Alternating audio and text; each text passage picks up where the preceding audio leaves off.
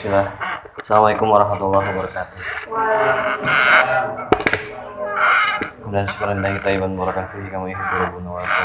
Wassalamu ala rasulillah wa ala alihi wa sahbihi wa man wala. Gimana kabarnya anak-anak dan ustaz-ustaz sekalian, sehat? Sehat ya. Alhamdulillah. Segala puji bagi Allah yang telah memberikan kita semua kesehatan, kekuatan, taufiknya, kemudian inayahnya, sehingga kita bisa berkumpul di tempat yang mudah-mudahan Allah berikan keberkahan di sini. Kemudian juga mudah-mudahan kalian sebagai penuntut ilmu semua, termasuk juga saya, diberikan keteguhan hati dalam belajar menuntut ilmu agama. Amin. Salawat serta salam semoga selalu tercurahkan kepada Nabi besar Muhammad Sallallahu Alaihi Wasallam. Kalau bukan karena Allah, kemudian karena Rasulullah SAW, mungkin kita nggak bisa berkumpul di tempat yang Masya Allah indah ini ya. Mungkin kita juga bisa ketemu dan mungkin juga kita nggak bisa saling berpapasan atau bertatap wajah. Ustaz-ustaz dan anak-anak sekalian yang saya banggakan. Ini Ustaz, apa nih, saya kalau ke anak-anak bisa ngomong bapak gitu. Karena saya kan mengajar di sekolah itu biasa ngomong bapak, bukan ngomong Ustaz. Jadi mungkin kalau ke anak-anak bapak yang kantung ya. Belum biasa pakai kata Ustaz ya. Sebenarnya kalau dulu waktu di Cahaya Quran Depok sini di Permata Duta Studi Alam udah biasa panggil Ustaz. Iya, antum juga. Oh, iya. Jadi kebiasaan bapak, jadi kalau ngomong Ustaz jadi aneh gitu ya. Anak-anak, hari ini insyaallah bapak akan menjelaskan tentang sebuah materi yang sudah disiapkan sama ustaz-ustaz kalian, ustaz antum semua. Tapi sebelum itu mengenalkan diri dulu. Jadi nama Bapak Abdul Latif. Aslinya di sini Cilodong sini dia aslinya. Rumah orang tua di sini dekat depan rumah Ustaz Denny. Kita dari kecil sahabatan emang. Tapi setelah menikah pindah ke Bekasi. Makanya nanti lama banget, qadarullah. Berangkatnya jam 4. Masya Allah udah macet terus hujan ya. Jadi sempat lama. Ada jas hujan tapi nggak kepake karena hujan lewat aja gitu. Alhamdulillahnya gitu. Motor tadi mah mau naik kereta. Wah, nggak bakal nyandak kalau kata Bekasi nggak bakal nyampe ya. Jadi temanya itu adalah waktu luang untuk apa atau maksudnya bagaimana cara manfaatkan waktu. Mungkin kalau ditanya seperti itu kita bisa menjawab semuanya ya. Bagaimana sih cara memanfaatkan waktu menurut kalian gimana? Gimana ya? Mungkin yang menghabiskan waktu untuk belajar gitu kan, baca Al-Quran. Tapi kalau cuma menjawab seperti itu, bahkan mungkin anak TK pun bisa ya. Anak TK yang sudah paham dengan omongan orang dewasa, bahkan juga mungkin anak-anak SD pun ketika disuruh menjelaskan bisa gitu. Cuma di sini maksudnya adalah bagaimana konsekuensi waktu itu ya berjalan di kehidupan kita dan nggak bawa masalah gitu. Misalnya begini kan, Rasulullah SAW sabda yang artinya tidak akan seseorang itu bergerak di hari kiamat nanti di padang mahsyar kecuali dia akan ditanya tentang empat perkara kan. Nah itu aja udah menjadi pertanyaan buat kita nih. Kira-kira 4 perkara ini bisa nggak sih kita jalanin gitu? Entah tentang ilmunya, tentang hartanya, tentang umurnya, ya kan? Nah itu aja udah banyak banget ketika misalnya kita bahas tuh udah mulai banyak keluar. Wah, kira-kira apa nih yang bisa saya manfaatin dari ilmu saya gitu. Nah itu kan kalau ngomongin masalah ilmu pasti otomatis masalah waktu juga gitu ya. Kemudian juga tentang harta juga dapatnya dengan cara menghabiskan waktu juga kan gitu. Dan segala macam itu pasti membutuhkan waktu. Nah, jadi waktu itu kalau kata orang Arab ya, al-waktu kasayf ya. Waktu itu bagaikan pedang. Kalau kata orang Jepang itu, atau kata orang kapitalis ya, atau orang yang berpikir harta aja untuk dunia itu, mereka berkata gimana ya bahasa Inggrisnya tuh? Time is money. Ya, time is money. Waktu adalah uang ya. Jadi mereka berpikir bahwa kalau kita buang-buang waktu, nanti sama aja kita buang-buang uang gitu. Tapi kalau kita sebagai seorang muslim, itu waktu itu bagaikan pedang. Kalau misalnya kita bukan kita yang motong, maka kita yang akan terpotong gitu ya. Jadi kalau seandainya kita sering buang-buang waktu, maka otomatis bukan terpotong secara secara makna itu kita terpotong, tapi nanti di akhirat itu kita bakal banyak beban pertanyaan yang akan diajukan Allah Subhanahu wa taala seperti itu. Dan itu bakal bisa menjadikan kita jatuh ke neraka sebetulnya. Maka dari itu di Islam ini waktu itu cenderung dilihat dari ada hal yang paling berharga dari segalanya. Bahkan para ulama tuh menyebutkan kalau seandainya nih ada seorang anak muda yang buang-buang waktu, kemudian waktunya bisa dibeli, dia bakal ngebeli waktu itu. Kalau seandainya bisa dibeli gitu, misalnya bapak mau dong beli waktu kamu gitu. Itu kalau seandainya bisa dibeli, itu maka para ulama itu membeli waktu karena mereka kekurangan waktu gitu. Nah, kalian sekarang jadi buat pertanyaan buat diri kalian, apakah waktu yang kalian pakai di rumah inspirasiku ini udah bermanfaat atau enggak gitu ya, ataukah minimal sudah apa yang kalian dapatkan itu, pencapaian apa yang udah kalian hasilkan gitu kan. Misalnya begini, di antara kalian ada yang semangat, ada yang kurang semangat. Yang semangat otomatis gak usah ditanya lagi ya, pasti pencapaiannya, achievementnya udah banyak. Misalnya dia udah ngapal 100 hadis ya, atau dia sudah hafal 1 juz, 2 juz, 3 juz. Jangan yang malas-malasan itu, coba nih ya surat wajib aja yang disuruh di rumah ini gitu. Misalnya hari ini anaba gitu. Nah itu bisa terlihat dari situ gimana dia manfaatkan waktunya apa enggak gitu. Jujur bapak juga sama, masih belajar banyak tentang bagaimana cara manfaatkan waktu gitu. Nggak lepas dari kesalahan dan keliruan, khilafan ya. Banyak waktu yang bapak buang gitu ketika misalnya beralasan, aduh capek nih habis pulang kerja gitu kan. Aduh capek nih habis ngurus anak-anak gitu. Walaupun cuma 3 misalnya. Aduh capek nih habis belajar gitu. Tapi para ulama dulu tuh nggak melihat capeknya itu gitu. Bahkan kalau misalnya kalian buka atau mudah-mudahan kalian nanti bisa ya baca namanya Min A'lami Salaf, itu mereka tuh sampai ada ulama itu dia belikan.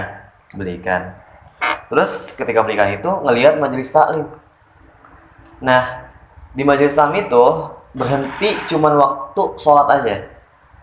Sampai nggak kerasa itu 2 hari dia lupa makan sampai ikannya tuh busuk begitu.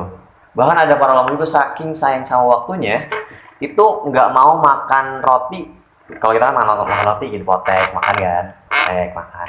Kalau dia nggak, kalau mereka nggak, itu langsung dimasukin ke air sampai lembut, langsung dimakan. Jadi nggak buang-buang waktu. Atau masukin roti ke mulut langsung masukin air gitu. Atau cuma minum aja, saking waktu itu bagi mereka tuh bukan bagaikan emas lagi, udah nggak bisa terhingga lah gitu ya. Nah, maka di sini anak-anak sekalian, kalau kita ngomongin waktu, pasti ya itu bagaimana kita cara manfaatkan gitu. Nah, kalau misalnya kita udah coba manfaatkan, tapi kok rasanya kayak nggak ada tambahan sedikit pun, maka nih ini sedikit tips yang dulu bapak rasakan waktu kuliah di Stibaro ya di Sukabumi.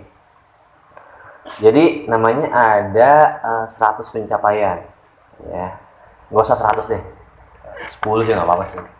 Nah pencapaian ini kalian nggak perlu harus saya bisa jadi durasinya 1 tahun. Ini yang buat kuliah juga nggak masalah. Dulu selalu waktu kuliah saya juga kayak gitu. Waktu kuliah S1 di Wika itu sama kayak gitu juga. Saya pakai itu. Jadi gini, saya nulis 100 pencapaian. Pokoknya nggak harus ini loh, nggak harus. Saya harus menghafal 100 hadis, saya membaca 10 kitab, saya membaca enggak gitu. Bahkan yang paling remeh pun sekali saya tulis waktu itu. Saya pengen makan coklat di sini, saya pengen makan ini. Saya tulis itu. Bapak tulis semuanya, Bapak tulis, ya kan? Karena apa? Karena dari tulisan itu kita jadi punya tujuan bagaimana cara menghabiskan waktu. Misalnya gini, biasanya di awal-awal tuh 1 sampai 20 tuh alim lah gitu, lurus ya. Saya ingin menghafal 100 hadis gitu. Saya ingin menghafal 1 juz. Dan alhamdulillah benar 100 hadis hafal. Walaupun nanti hilang, yang penting capai dulu aja gitu. Saya ingin menghafal 1 hadis, 1 juz. Terus untuk mengejar, wah ini udah mau 1 tahun. Dari sini kan 1 tahun ya, misalnya 2000. Misalnya 2014 sampai 2015 gitu. Wah 2015 sudah mau selesai, tapi belum 1 juz. Buru-buru ngafal gitu. Nah nanti kalau sudah selesai itu di checklist, itu rasanya bahagia banget. Bahagianya minta ampun. Wah ternyata apa namanya dari 100 ini sudah selesai apa namanya 70 gitu. Walaupun nggak 100% dan nggak wajib 100%-nya. Tapi dari situ ya waktu kita tuh benar-benar kelihatan kepake. Misalnya di sini ada banyak buku misalnya. Nah, itu kalian rencanakan nih, oh di bulan Oktober gak usah buru-buru yang segini bukunya, nggak usah. Dari yang tipis-tipis, tipis-tipis. Bahkan kalau ada bundar dong, tahu bundar? Buletin. Misalnya ada apa namanya? Kumpulan buletin. Bulan ini saya mau habisin buletin ini. Udah, tulis. Bulan ini saya akan menghabiskan buletin ini gitu. Tertanggal dari sini sampai sini. Itu nanti kalian akan terdorong ya, tapi jangan lupa untuk ditempel karena kalau nggak dilihat dia bakal lupa. Jadi harus sering dilihat. Misalnya gini, kalian tempel di kamar. Kalian di kamar izin sama musyrif. Karena kan kalau asal nempel sembarangan takutnya nanti chatnya yang lupa ya.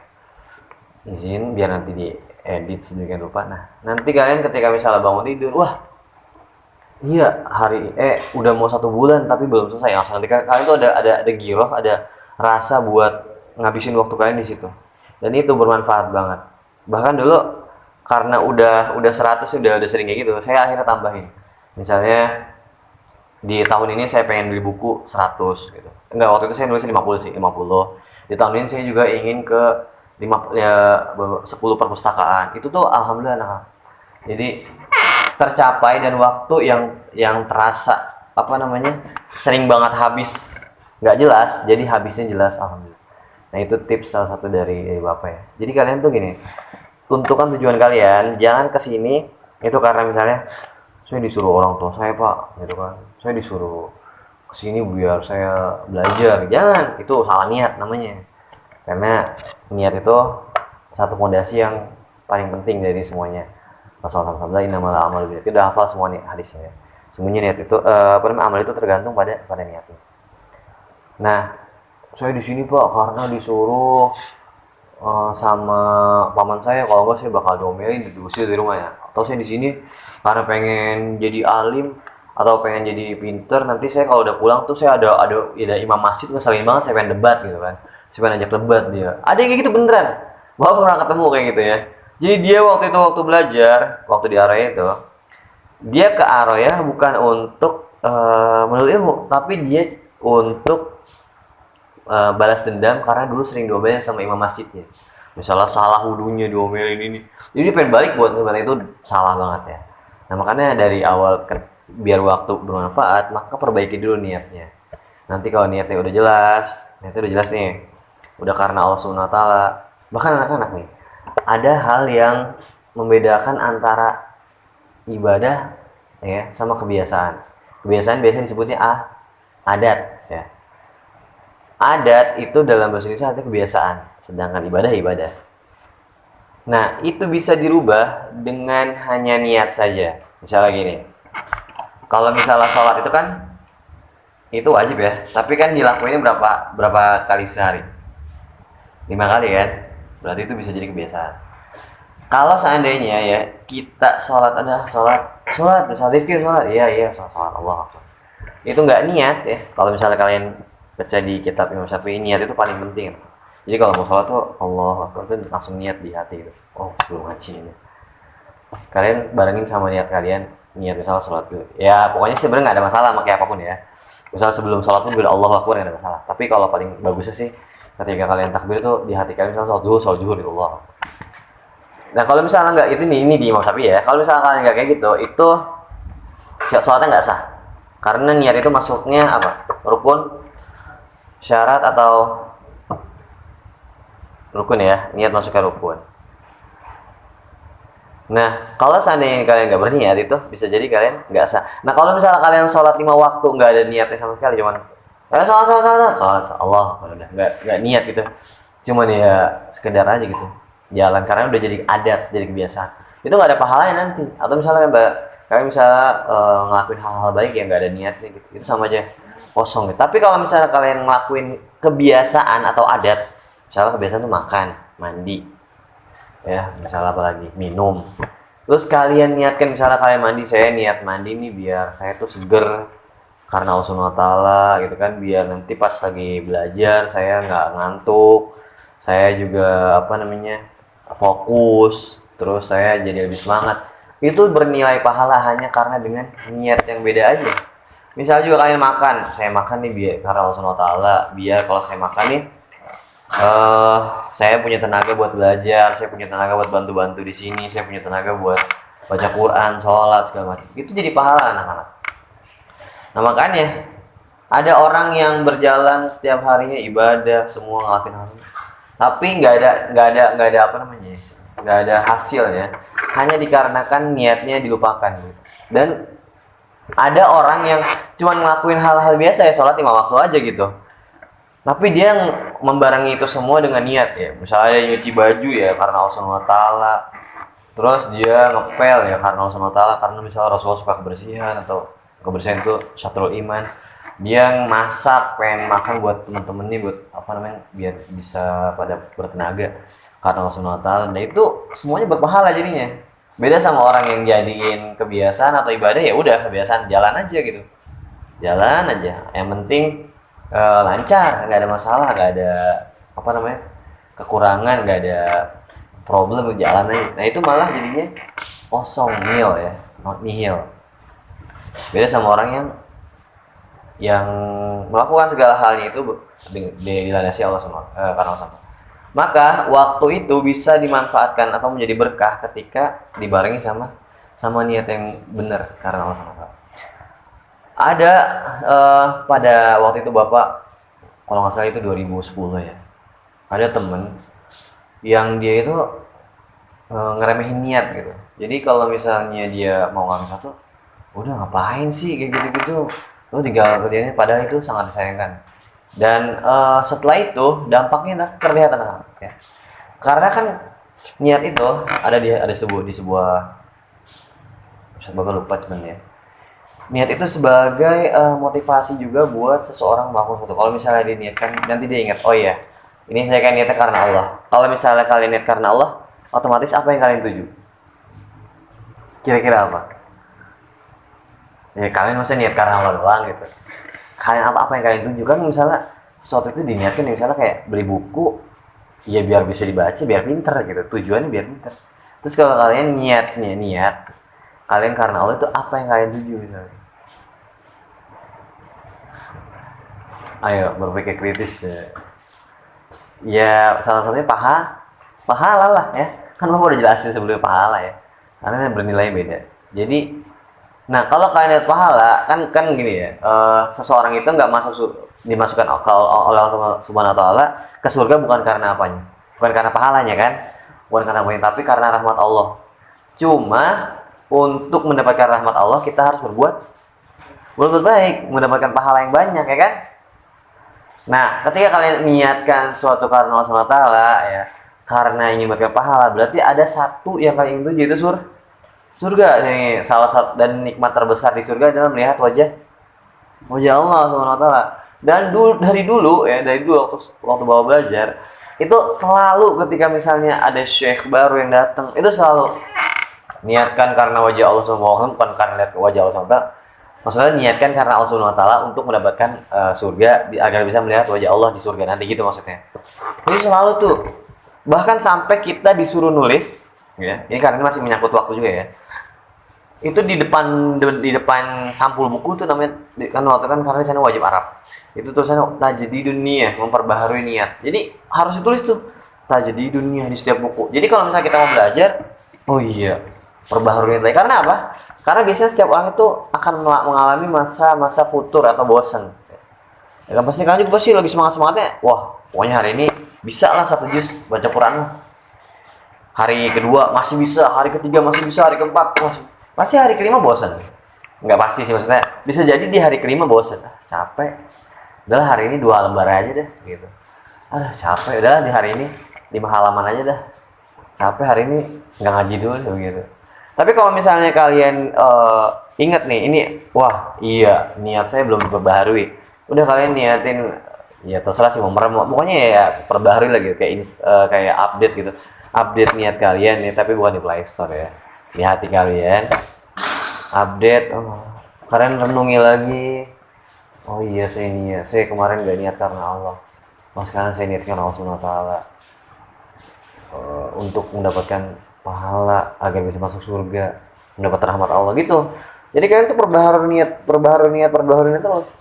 Jadi jangan sampai kalian menghabiskan waktu kalian melakukan segala kegiatan tapi ternyata niatnya nggak diperbaharui, nggak diperbaiki, dan juga nggak diperhatikan, sehingga ya udah jalan gitu ya, makan, masak, main, pokoknya ngelakuin segala sesuatu hal-hal yang ya udahlah gitu, sayang banget ya. Tapi niatkan karena Allah Subhanahu wa Ta'ala. Nah itu salah satu juga cara memanfaatkan waktu dengan cepat. Makanya gini, seseorang ya gini, ada sebuah hadis menceritakan gini,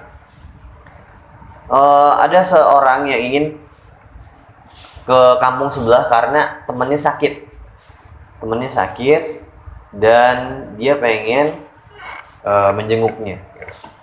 Akhirnya dia niatkan karena dia cinta sama saudaranya itu, ya saudaranya laki-laki, dia juga laki-laki.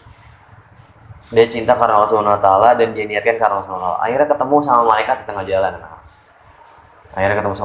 Bapak lupa ya secara jelas, cuma intinya begini. Ditanya sama malaikat, ingin kemana kamu gitu?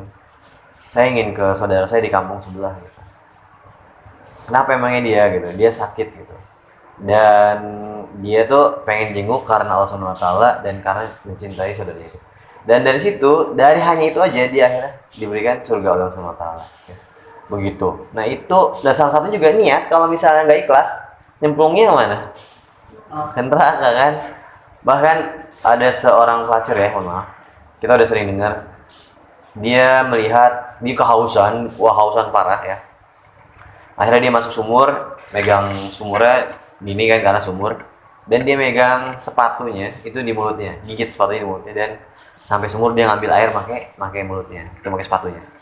Akhirnya dia ke atas lagi minum selesai, karena nggak mungkin megang, jas bisa jatuh ya. Setelah itu dia melihat seekor anjing menjilati pasir di sekeliling sumur itu. Udah keausan parah, bisit dari atasnya. Karena saking ausnya itu anjingnya, jadi ngasih isyarat dia tuh aus banget, tapi nggak bisa nyemplung ke sumur gitu. Akhirnya perempuan itu turun ke sumur dan ngambil air lagi, terus dia bilang, sungguhnya saya sempat berada di keadaan seperti ini, maksudnya seperti anjing tadi, keausan saking hausnya gitu. Akhirnya dikasih minum anjing tersebut dan diampuni semua dosa-dosanya. Poin pertama, dia itu niat apa enggak? Niat. Nggak mungkin lah dia ngapain kalau nggak niat buat ngambil air ya kan? Nggak mungkin air tiba-tiba langsung naik ke sendiri. Dia niat buat ngambil air. Kedua, dia nggak meracuni niatnya dengan hal-hal yang riya ataupun syirik kecil ya. Kayak misalnya dia pengen dipuji, tapi dia ikhlas karena Allah Subhanahu wa Ta'ala. Karena musuhnya niat ini adalah yaitu pujian ya. Kalau orang udah niat terus tiba-tiba masuk pujian segala macam, pasti udah rusak niatnya. Misalnya mau potong ya, misalnya kalian pengen sedekah nih, udah lurus nih niatnya, tiba-tiba ada orang lain lah ya lewat, terus kalian yang tadinya mau ngumpet, ya lihat saya sedekah, ini lihat nih, saya sedekah, ataupun kalian sholat lemes ya, belum makan, tiba-tiba pas samping kalian ustaz kalian kalau pandangan ke bawah lurus, tegap, salat Allah, nah itu meracuni niat ya, merusak niat begitu. Nah maka balik lagi, segala kegiatan kalian maka isilah dengan niat yang benar. Kemudian untuk waktu, kalau bapak sih gini prinsipnya, kalau ditanya bagaimana cara memanfaatkan waktu, kalian yang paling tahu bagaimana cara memanfaatkannya, karena waktu kalian adalah milik siapa? Milik kalian. Milik sini. Milik kalian. Jadi kalian kalau misalnya ya mungkin dijadwalin lah di sini belajar, udah diterpampang, tapi waktu kosongnya itu ya punya kalian. Kalau misalnya kalian cuma rebahan di kamar nungguin doa ustadz kalian belajar, baru kalian bangun, ya udah nggak akan berkembang sama sekali gitu. Ataupun kalian misalnya nunggu diomelin dulu buat setoran hafalan, udah nggak bakal berkembang sama sekali. Dulu anak-anak bapak cerita ya, bapak sama Ustadz Dini tuh memang kenal dari kecil karena rumah depanan ya. Tapi beliau itu selalu nggak pernah mau kalah dengan kebaikan, itu bagusnya, masya Allah luar biasa beliau. kalau dibilang siapa yang belajar agama duluan, kalau maksudnya mengenal Quran, menghafal Quran itu bapak duluan. Akhirnya setelah gitu nggak nggak nyangka banget tiba-tiba beliau langsung, wah Tif, kan biasanya manggil Tif, Bib sih Bib, aneh ada ini nih, seminar Quran kurang kahat, ada ini kajian, wah masya Allah. Padahal yang tadinya yang sebelumnya beliau kan masuk SMA-nya SMA umum terus, masuk ke SMA 3 SMP berapa lupa, 4 kalau nggak salah, lupa sih. Wah masuk lebih, tapi dari situ masya Allah nggak nyangka sampai sekarang bisa jadi kalian sering ketemu kan ya, seperti itu. Wah pokoknya bisa canda, luar biasa beliau. Bukan muji nih ya, tapi memang kenyataan seperti itu. Itu anak-anak kalau kalian lihat bukunya itu banyak banget bukunya beneran. Beliau tuh hobi banget sama baca. Wah masya Allah. Terus juga kalau masalah kebaikan nih, wah jangan ditanya deh, semangat banget, semangat. Terus waktu-waktunya itu buat ngebantu yang lain. Bahkan dulu pernah bapak mengalami kesulitan waktu itu karena dapat tempat ngajar di beberapa tempat di Bogor, tapi nggak punya kendaraan. Antara ada nih, sebentar dengar ada dulu ya. Saya izin dulu ya. Silakan, silakan. Bismillah.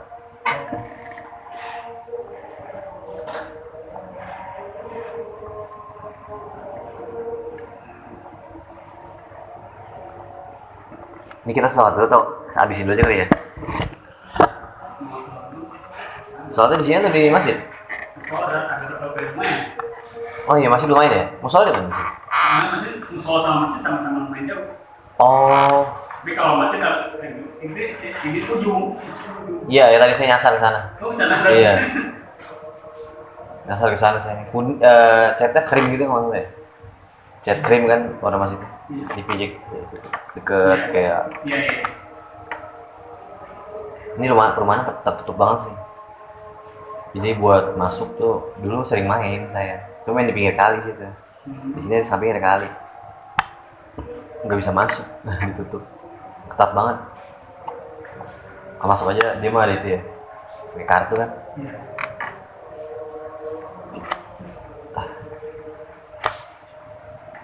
Berhenti dulu aja. Gimana? Oh iya, ini gimana ya? Ini Oppo kan ya?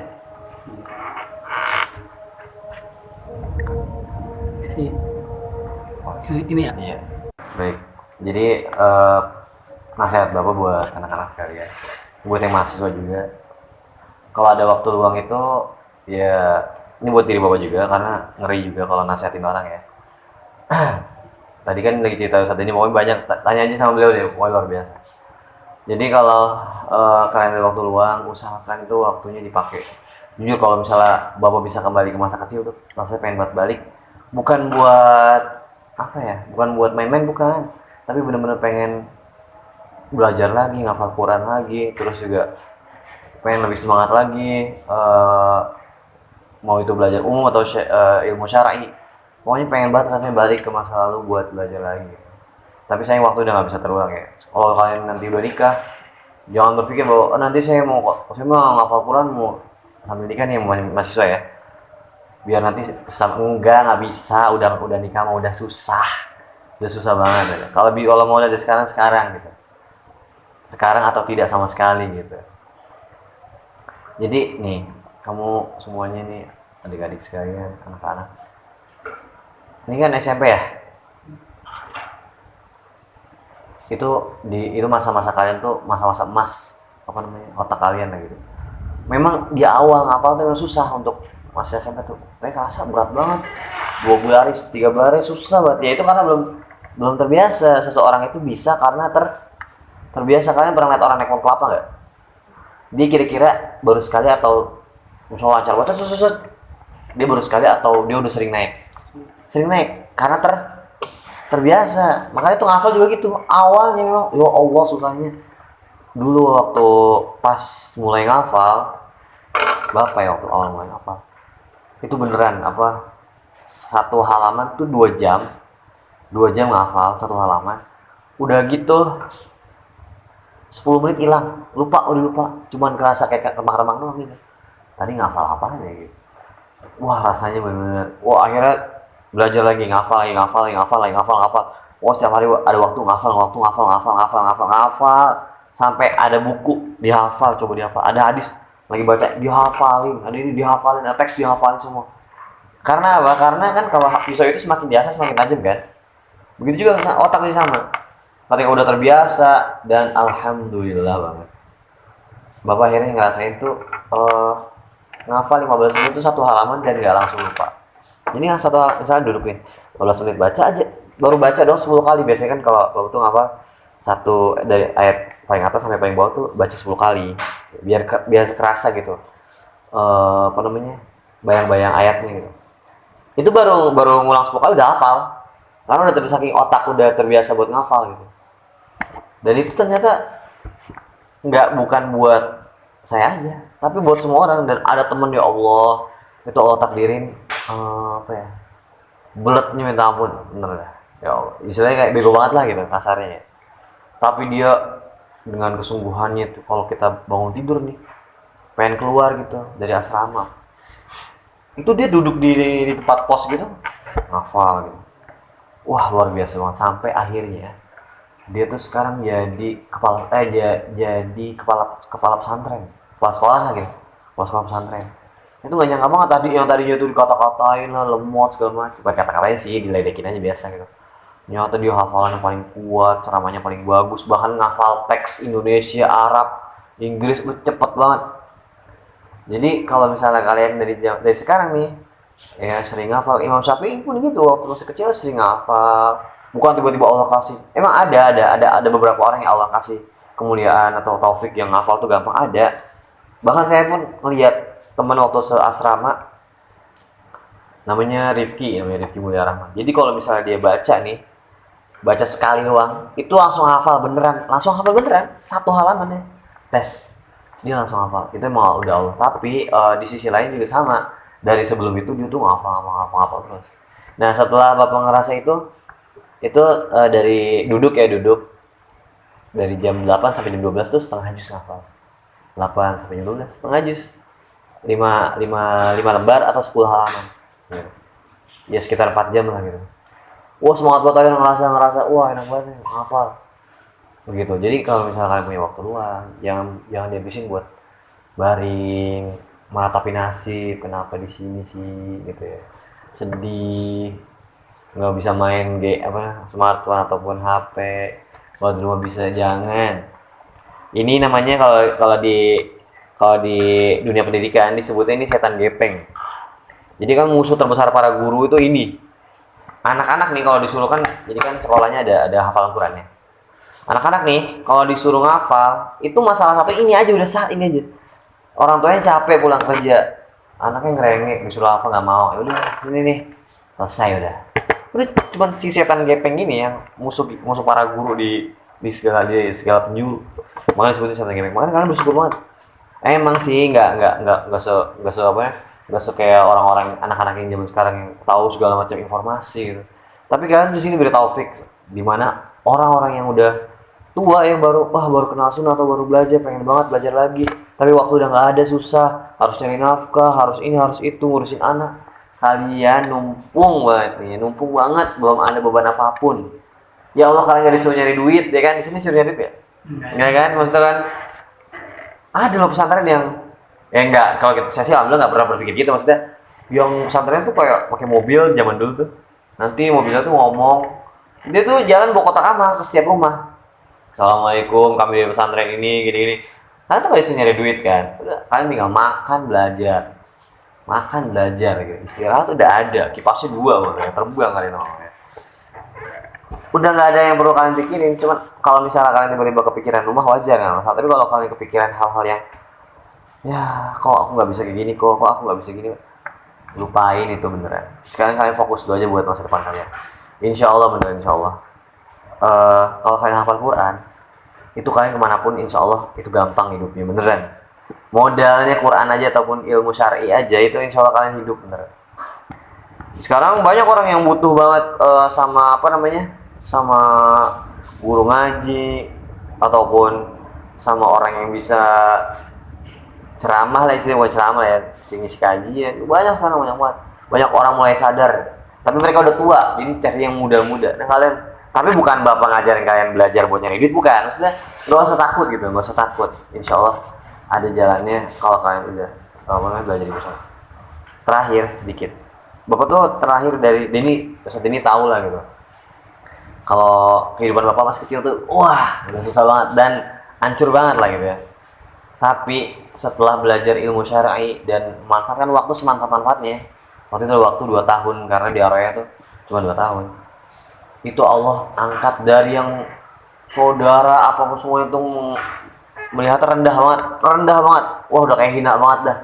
Wah udah fitnah di sini, fitnah di sana. Tapi setelah menuntut ilmu, bener ya fa'ilahul ladzina amanu minkum wal ladzina utul ilma darajat. Allah tuh mengangkat sebagian dari kalian, derajat kalian, dan orang-orang yang menuntut ilmu. Beneran.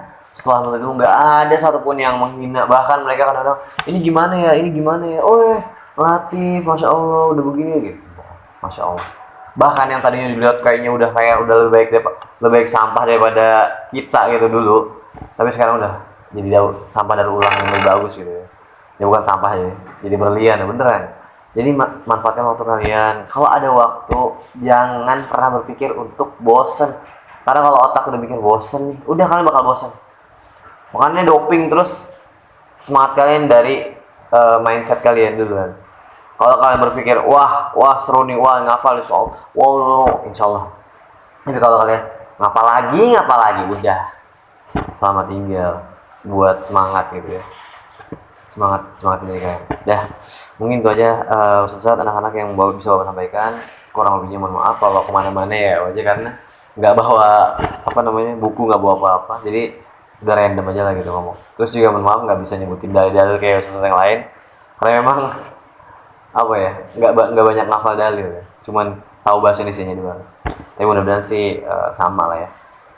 Kita akhirkan dan kita cukupkan dengan alhamdulillah dan doa kafan bisa. Alhamdulillah subhanakallahumma wa bihamdika asyhadu an la ilaha illa anta astaghfiruka wa atubu ilaik. Assalamualaikum warahmatullahi wabarakatuh.